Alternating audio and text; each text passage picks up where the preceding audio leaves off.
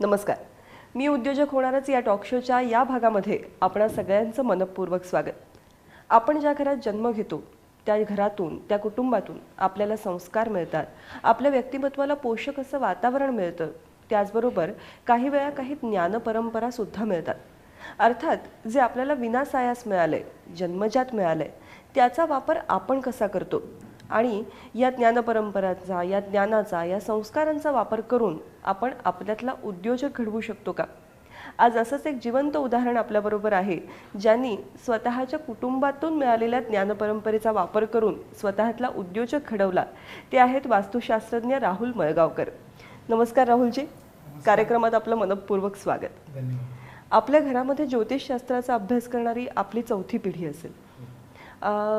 ह्यातून तुम्ही वास्तुशास्त्रज्ञ म्हणून आज एक स्वतःची ओळख निर्माण केली. हा प्रवास कसा घडला? मुळात ज्योतिषशास्त्राच्या बद्दल सांगायचं झालं तर चौथी पिढी हो, पण जेव्हा माझ्यापर्यंत हे ज्ञान आलं ते फक्त घरापुरता मर्यादित होतं की घरात जी कोणी मंडळी भेटायला येतात त्यांच्याशी त्यांचं जे काही पत्रिकेचं विवेचन चालायचं, त्याला व्यवसायाचं स्वरूपीकरण कधी आलं नव्हतं.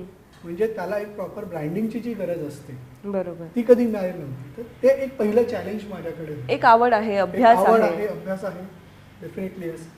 पण त्याचाच एक नवीन पैलू म्हणून वास्तुशास्त्र हे 1990 नंतर खूप चांगल्या पद्धतीने मार्केट पकडायला लागले. तर तीच एक गरज लोकांची लक्षात घेऊन वास्तुशास्त्रज्ञ म्हणून स्वतःचं करिअर घडवण्याचं मी ठरवलं. बरं. आणि ते घडवत असताना माझं स्वतःचं वय वर्ष 20, शेवटचं वर्ष होतं BScचं. आणि मग ठरवलं तेव्हा मनात पहिला निर्णय आला किती वर्ष करायचं. आणि मग लक्षात आलं रिटायरमेंट प्लॅनिंग हे वयाच्या 60व्या वर्षी होतं. म्हणजे किमान 40 वर्ष तरी आपल्याला या व्यवसायात पकड धरायची. बरोबर. मग त्यासाठी काय करावं लागतं याची एक चेकलिस्ट तयार झाली. आणि त्यातला पहिला नियम आला की ज्या ज्या गोष्टी चलता आहे म्हणून आपण घेतो त्या करायच्या नाहीत.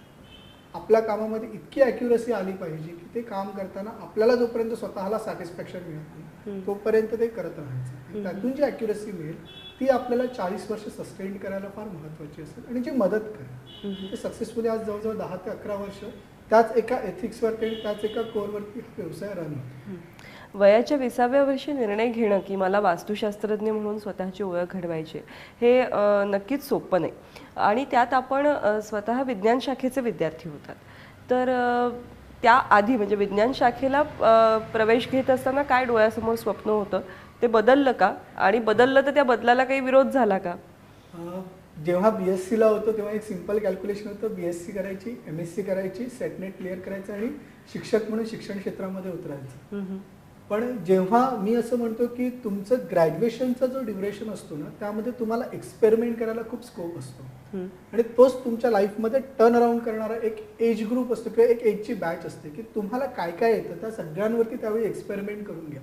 आणि त्याच्यातूनच तुम्हाला कळतं की तुम्ही कुठल्या गोष्टीमध्ये खूप उत्तम होऊ शकता. आणि त्या उत्तमोत्तम गोष्टीला तुम्ही पकडा. म्हणजे तुम्हाला कुठल्याही आयुष्यामध्ये कुठल्याही क्षणी असं वाटणार नाही की अरे माझा हा निर्णय चुकला.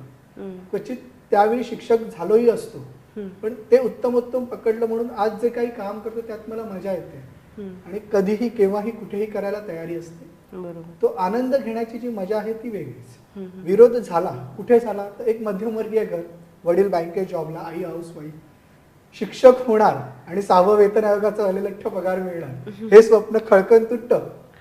आणि हे काय नवीन. आणि वास्तू आणि ज्योतिष म्हणून खरंच आपलं घर चालणं एवढी इन्कम आहे का, हा जेव्हा प्रश्न तयार होतो तेव्हा एक मध्यमवर्गीय घरामध्ये जो विरोध होतो तो विरोध झालाच. पण त्याला मी कधी विरोध म्हणून पाहिलं नाही, त्याला मी एक चॅलेंज म्हणून पाहिलं की जर मी माझ्या आई वडिलांचा विश्वास तिथे गहन करू शकलो तर मला समाजाचा विश्वास किंवा माझ्या आजूबाजूच्या लोकांचा विश्वास गहन करणं काहीच कठीण नाही. कारण जी मंडळी आपल्याला सगळ्यात जास्त ओळखतात त्यांनीच जर आपल्यावरती बेट ऑन केलं की हे कठीण आहे आणि तेच जर आपण यशस्वीपणे करून दाखवलं तर तिथे चॅलेंज करण्यासारखं माझ्या मते कोणी उरत नाही. बरोबर. म्हणजे हा विरोध सकारात्मक दृष्ट्या घेणं खूप गरजेचं आहे. आता तुम्ही जे म्हणालात की ज्योतिष म्हणून व्यवसाय करणं, तर आपल्याकडे एक परंपरागत काही गोष्टी ठरून गेलेल्या आहेत की माझ्या घरी पत्रिका बघायला येणारे जे गृहस्थ असतात ते कसे दिसतील, कसे वावरतील, या संदर्भात माझ्या एक गुरुजी परंपरा डोळ्यासमोर आहे. तुमच्याकडे बघून अजिबातच तसं काही वाटत नाही. मुळात जेव्हा मी या फील्डमध्ये यायचं ठरवलं तेव्हा काही गोष्टी प्रकर्षाने लक्षात आल्या ज्या बिनमोडपणे हळूच सवयीप्रमाणे लोकांना त्याला वेगळ्या दृष्टिकोनातून पाहता यावं. या पद्धतीने बघण्याचा माझा फार प्रयत्न होता. जसं आपल्याकडे ज्योतिषाला फार अध्यात्माची जोड लावून खूप वेगळ्या पद्धतीने भीती घालून पोटे केलं जातं, समोर आणून ठेवलं जातं. जेव्हा मी या फील्डमध्ये यायचा निर्णय घेतला तेव्हा मी याच्या मागचं विज्ञान शोधलं आणि म्हणून बीएससी करत असता असता वास्तुशास्त्रज्ञ, त्यातलं विज्ञान मला सापडलं म्हणून मी या फील्डमध्ये आलो. मी या पद्धतीने आला बघतो. आणि जेव्हा मी या फील्डमध्ये आलो तेव्हा हा निर्णय घेतला की यांच्या ज्या काही छोट्या छोट्या मानसिकता आहेत त्या आपल्याला बदलायच्या आहेत. त्यातलं पहिलं पाऊल होतं दिसणं. मी जेव्हा एक MSCचा पार्ट 1ला होतो तेव्हा मी टिपिकल कॉलेजची बॅग घेऊन व्हिजिटला जायचो आणि डोअरबेल वाजवली की आधी एक मोठं प्रश्नचिन्ह असायचं, याच कन्सल्टंटला आपण बोलवलंय का. मी हळूहळू ती मानसिकता तयार केली की दिसण्यावरती काही नाही आहे. जे शिक्षण आपण घेतलंय त्या शिक्षणामध्ये आपण किती माहीर आहोत आणि ते किती चांगल्या पद्धतीने आपण इम्प्लिमेंट करतो, त्यातूनच आपलं काम पुढे येतं. आणि ते काही अर्थी माझ्या मते मला आता यश मिळालेलं आहे की आता वास्तू कन्सल्टंट किंवा ज्योतिषी म्हटलं की झब्बा आणि धोती आणि रुद्राक्षाच्या गळ्यात मांडलेली मंडळीच असतील असं नाही. ते लोकांनी आता हळूहळू ऍक्सेप्ट केलेलं आहे. या विज्ञान युगामध्ये ॲस्ट्रोलॉजी आणि ॲस्ट्रॉनॉमी याच्यामध्ये अनेकदा आम्ही गल्लत करतो किंवा नेमकी ही क्षेत्र एकच आहेत का वेगवेगळी आहेत असाही अनेकदा प्रश्न मनात येतो. याचं काय उत्तर द्या? फार साधं आणि सोपं उत्तर आहे. जेव्हा दुर्बिणीचा शोध लागला तेव्हा सूर्याचं अंतर कळलं आणि त्यामुळे शास्त्रज्ञांनी सूर्याला ॲज अ मध्य म्हणून पकडून, एक सेंटर म्हणून पकडून पूर्ण सूर्यमाला मांडली. त्याला आपण ॲस्ट्रॉनॉमी म्हणतो.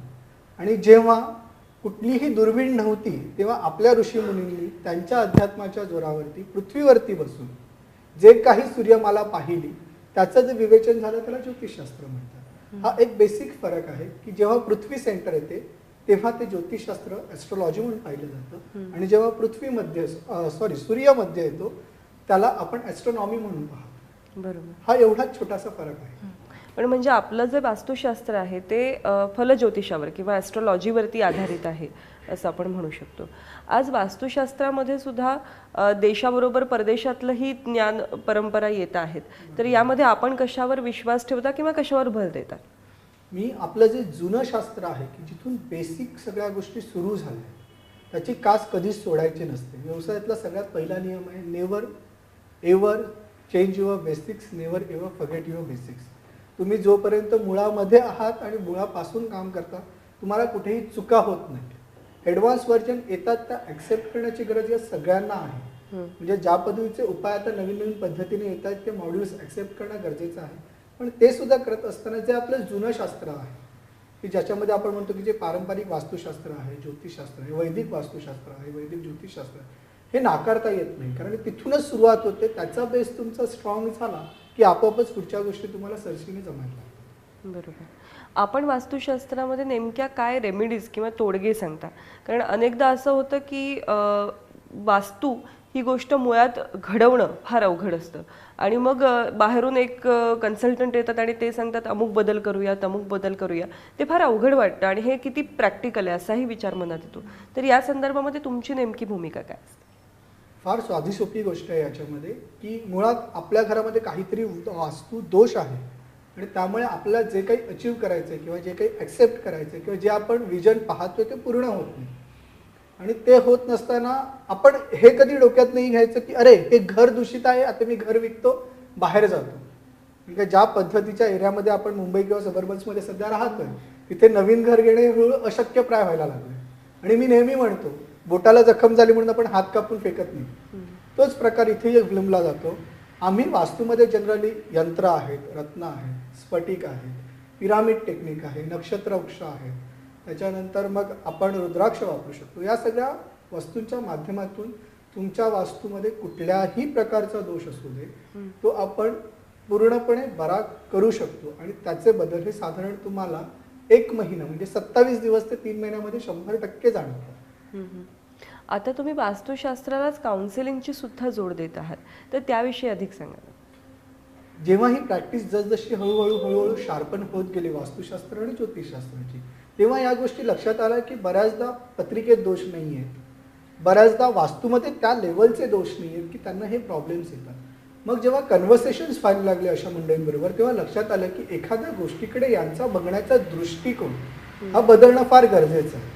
आणि मग तिथे कुठेतरी काउन्सिलिंगची जोड येणं गरजेचं होतं. आणि बऱ्याचदा आता असं होतं की फक्त काउन्सिलिंगच्या माध्यमातून तो मुद्दा सॉर्ट आउट होऊन जातो. तिथे ना ज्योतिषाचीही गरज पडत, क्वचित ना वास्तूचीही गरज पडत. पण त्यांच्या आयुष्यात ज्या गोष्टी त्यांना हडल म्हणून वाटतात त्या त्यांच्यासाठी चॅलेंज म्हणून तयार होतात आणि त्याच्यावरती सहज मात करून जातात. मग याच्यामध्येच पुढे प्री मॅरेज काउन्सिलिंग आलं, पोस्ट मॅरेज काउन्सिलिंग आलं, स्टुडंट काउन्सिलिंग आलं, not only that career counselling आलं की तुम्हाला नक्की काय करायचं आहे आणि माझ्या आतल्या आवाजामध्ये मला काय करायचं आहे हे कसं शोधायचं. की जसं मी वयाच्या 20व्या वर्षी नाही शिक्षक नाही वास्तुशास्त्रज्ञ हे त्यावेळी शोधलं आणि म्हणून यशस्वी झालं. जे काही अचीव केलं ते प्रत्येकाच्या आयुष्यात असतं, ते त्याला शोधण्याची गरज असते. ते कसं शोधायचं त्याची जी प्रोसेस आहे त्याच्यावरती काम करणं गरजेचं आहे. मग ती प्रोसेस कशी फॉलो करायची हे सांगणं तिथे येतं. बऱ्याचदा असं होतं की व्यसनाधीन माणसं असतात की ज्यांना खूप ड्रिंकिंग स्मोकिंग हॅबिट्स असतात. तुम्ही कितीही त्यांच्यावरती मेहनत घेतली तर ती फ्लॉप जाते, सरळ शब्दात म्हणायचं झालं. का तर जोपर्यंत व्यसन ही आतून सुटण्याची मानसिकता तयार होत नाही तोपर्यंत ती सुटली जात नाही.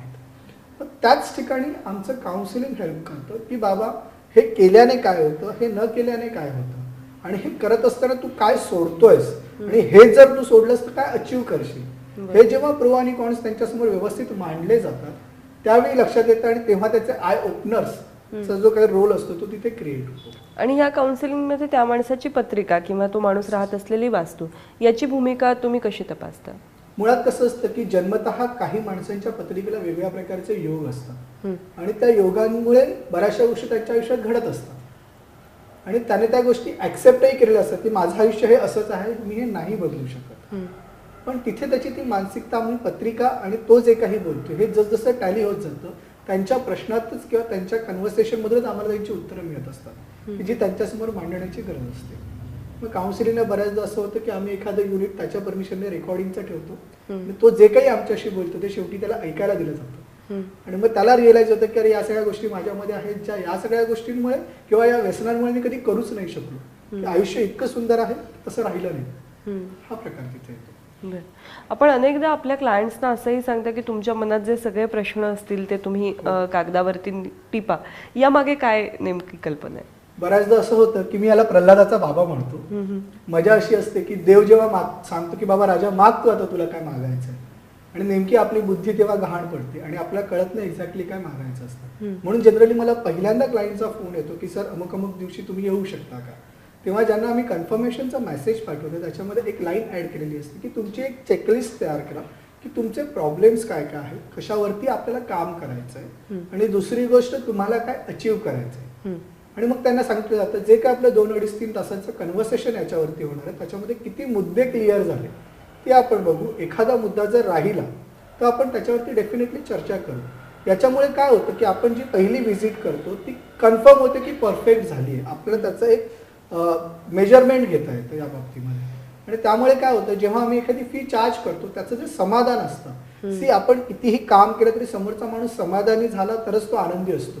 ते समाधान त्याला मिळवण्यासाठी हे सगळे एफर्ट्स घ्यायचे असतात. बरोबर. आणि त्याच्यावरती मग आपण त्यांना उपाय सांगणं आलं किंवा मग वास्तूच्या माध्यमातून काही रेमेडी आल्या तर त्या सहज करणं आलं किंवा बऱ्याचदा कन्व्हर्सेशनच्या माध्यमातून काही गोष्टी सॉर्ट आउट होण्यासारख्या असल्या तर त्या करणं. अशा पद्धतीने ते पहिल्या 2-3 तासामध्ये त्याने जी काही चेकलिस्ट तयार केली आहे त्याच्यावरती आपण काम करतो आणि ग्रॅज्युअली त्याच गोष्टींवरती काम होत असतं. मग हळूहळू त्यातल्या काही गोष्टी कमी होत जातात, त्यांची नवीन स्वप्न त्यात ऍड होत जातात. या प्रवासात एक स्टेज अशी येते की हळूहळू त्यातलं जे काही कमर्शियल पार्ट आहे तो निघून जातो आणि ते जे काही क्लायंट आहेत त्यांच्या घरामध्ये मी कधी एक सदस्य म्हणून वावरतो हे लक्षातच येत नाही. त्यांच्या सुखात मी दुःख आम्ही त्यांची आधीच बाजूला काढलेली असतो. त्यामुळे आज जवळजवळ 500-600 कुटुंबांचा मी एक मेंबर आहे हे सांगायला मला फार आवडतं. वा, तुमच्याशी बोलत असताना तुमच्यामध्ये परंपरा, पारंपरिक ज्ञान आणि त्याचबरोबर एक आधुनिक अप्रोच अशा दोन्ही गोष्टी खूप प्रकर्षाने बघायला मिळतात.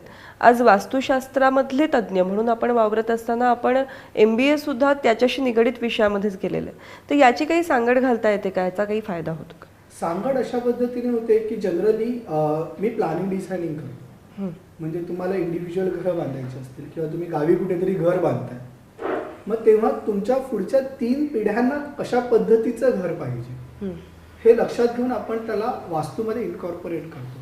मग जेव्हा गव्हर्नमेंटचे काही बांधकामाचे नियम आहेत, अगदी साधं सांगायचं झालं की प्लॉटमध्ये 3 मीटर जागा चारी बाजूने सुटली पाहिजे, हे नियम आम्हाला ॲज अ कन्सल्टंट म्हणून माहीत पाहिजे. किंवा मी काही वर्षांपूर्वी M शेड्यूल जे काही केमिकल फॅक्टरीज बनतात त्या WHO च्या नॉर्म्स खाली किंवा M शेड्यूल खाली बनतात. मग त्याचे नियमावली आम्हाला माहीत पाहिजे, म्हणून मग मी कन्स्ट्रक्शन मॅनेजमेंटमध्ये MBA केलं, की जेव्हा आम्ही आर्किटेक्चर सिव्हिल इंजिनियर्स बरोबर बसतो तेव्हा ड्रॉइंगचा बेसिक ठोकळा, गव्हर्नमेंटचे काही नियम हे आम्हालाही माहीत पाहिजे. त्यामुळे जे काही आम्ही काम करतो ते काम आर्किटेक्चर किंवा सिव्हिल इंजिनियर्स यांच्यापर्यंत सोप्या माध्यमातून पोहोचावं. त्यामुळे त्याची ती मदत मला फार चांगल्या पद्धतीने. नक्कीच. आज अनेक तरुण हा कार्यक्रम ऐकत असतील, त्यांना ज्योतिषाबरोबरच स्वतःचं भविष्य घडवण्यामध्ये तितकाच रस असेल. एक उद्योजक म्हणून तुम्ही त्यांना काय सांगाल? उद्योग क्षेत्रामध्ये येताना त्यांनी नेमकं काय करावं? उद्योग क्षेत्रामध्ये येताना सगळ्यात पहिल्यांदा तुम्ही का विचारायला शिका, असं मला नेहमी वाटतं. तुम्ही नोकरी करा किंवा व्यवसाय करा, पण तो करण्याआधी का विचारा, की बाबा मला व्यवसाय का करायचा आहे.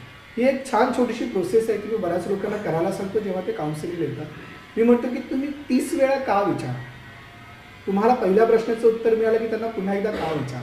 असं 12-13 वेळा केलं ना की तुमच्या प्रश्नांची उत्तरं संपलेली असतात. तर तिथून तुमचा प्रवास सुरू होतो आणि तुम्हाला खरी अर्थ कळतो की बाबा व्यवसायात यायचं तर का. हे केल्याने तुमच्या आयुष्यातले बरेचसे प्रश्न सॉल्व्ह होतात असं मला कुठेतरी वाटतं. आणि डेफिनेटली यस, कुठलीही गोष्ट व्यवसायात पळण्यासाठी करू नका. व्यवसाय हा सस्टेन करा, रन करा, ग्रो करा. आणि त्यासाठी काय काय करावं लागतं ह्याची जर चेकलिस्ट तुमची तयार असेल तर मला वाटत नाही की कुठेही तुम्हाला तुमच्या आयुष्यामध्ये व्यवसाय करताना हडल्स क्रिएट होतील. तुम्ही त्याला चॅलेंज म्हणूनच घ्या. मगाशी तुम्ही उल्लेख केलात की वास्तुशास्त्र तज्ज्ञ म्हणून एखाद्या घरी जात असताना तुम्ही तुमचा बाह्य पेहराव बदललात, त्याचबरोबर तुम्ही तुमची विचारांची बैठकसुद्धा बदललीत आणि त्याला आध्यात्मिक बैठक किंवा संचित पाप आणि एकंदर भीतीदायक वातावरण हे सगळं त्यातलं काढून तुम्ही त्याला एक प्युअर सायन्सच्या रूपामध्ये प्रस्तुत करण्याचा प्रयत्न केलात. पण त्याचबरोबर अध्यात्माकडेही सध्या तुम्ही एका नवीन नजरेने बघता आहात, तर त्या प्रयोगाविषयी सांगा. मेडिटेशन हा शब्द जेव्हा आपण वापरतो तेव्हा आपल्याकडे फार छान आणि सोपी संकल्पना आहे की अध्यात्म, देवाचं नाव घेणं. मग तो राम असो, गणपती असो, लक्ष्मी असो, सीता असो, कोणीही असो, किंवा आपल्याला कोणीतरी संत महात्मे मंडळींकडनं मंत्र मिळतात, आपण ते फॉलो करतो. पण शेवटी अध्यात्माची जी जोड आहे ती येण्याच्या आधी हे करण्यामागचं सायन्स काय किंवा गुपित काय आहे, तर आपला आतला आवाज जो आहे तो आपल्याला कुठल्या ना कुठल्या माध्यमातून कळावा याच्याकडे बघणं फार गरजेचं आहे.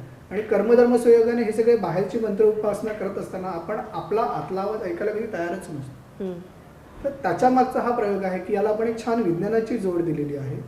आणि त्याच्यामधून जेव्हा आपण बाहेरचा आवाज ऐकणं बंद करतो त्यासाठी आम्ही कानात इयरप्लग लावायला सांगतो की ते केलं की तुमचे बाहेरचे सगळे आवाज बंद होतात. मग तुम्हाला पहिला आवाज ऐकायला तो जो तुमचा श्वासाचा असतो जो चटकन लक्षात येतो. त्याच्यानंतरचा दुसरा आवाज असतो तो तुमच्या हृदयाच्या स्पंदनांचा असतो. आणि त्याच्यानंतर जो तिसरा आवाज ऐकला तो जो तुमच्या आयुष्यात मिराकलस ट्रान्सफॉर्मेशन करणारा असतो की ज्याच्यासाठी आपण हे सगळं सुख शोधतोय तो आवाज तिथे लपलेला आहे.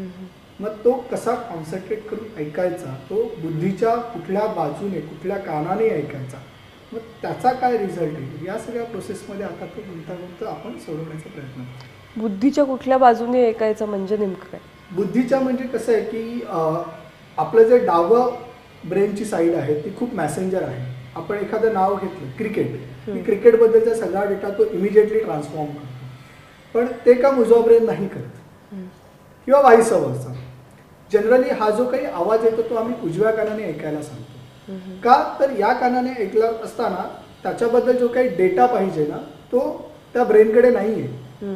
त्यामुळे आपल्याला लक्ष केंद्रित करून तो आवाज ऐकावा लागत नाही. आवाज यायला लागला की आपोआप लक्ष तिकडे केंद्रित होतं. कारण का आपल्याकडे जे काही नॉलेज नसतं ते घेण्यासाठी बुद्धी नेहमी धावत असते. अशा साध्या सोप्या पद्धतीने आपल्याला मेडिटेशन करता येतं. आपल्याला कॉन्सन्ट्रेशनला खूप उपयोगी पडतं. खूप वेगळ्या पद्धतीचा हा विचार मेडिटेशनच्या संदर्भातला, किंबहुना आपली ही जी एक आपल्याला मिळालेली देणगी आहे, ते ज्योतिषशास्त्र असेल, ते वास्तुशास्त्र असेल, ते आधुनिक काळाबरोबर सुसंगत करून तिथल्या म्हणजे तत्कालीन व्यक्तींना ते कसं कळेल, समजेल, रुचेल, पटेल आणि पचेल या सगळ्याचा विचार करून ज्या पद्धतीने राहुलजींनी हा विषय मांडलाय, हाताळलाय आणि त्यातून स्वतःचा उद्योग निर्माण केलाय, हे सगळंच खूप शिकण्यासारखं आहे. आणि माझी खात्री आहे की आजचा भाग तुम्ही सगळ्यांनी खूप मन लावून पाहिला असेल आणि यातून खूप काही घेतलं सुद्धा असेल. पुढच्या भागामध्ये अशीच एक उद्योगाची यशोगाथा घेऊन तुम्हाला भेटणार आहोत. आजच्या भागात इथेच रजा घेते. राहुलजी खूप खूप धन्यवाद. नमस्कार. धन्यवाद. मी उद्योजक होणारच आहे पण, आणि झेप उद्योगिनी, साम टीव्ही आणि मला इथे संधी दिल्याबद्दल खूप खूप धन्यवाद. नमस्कार.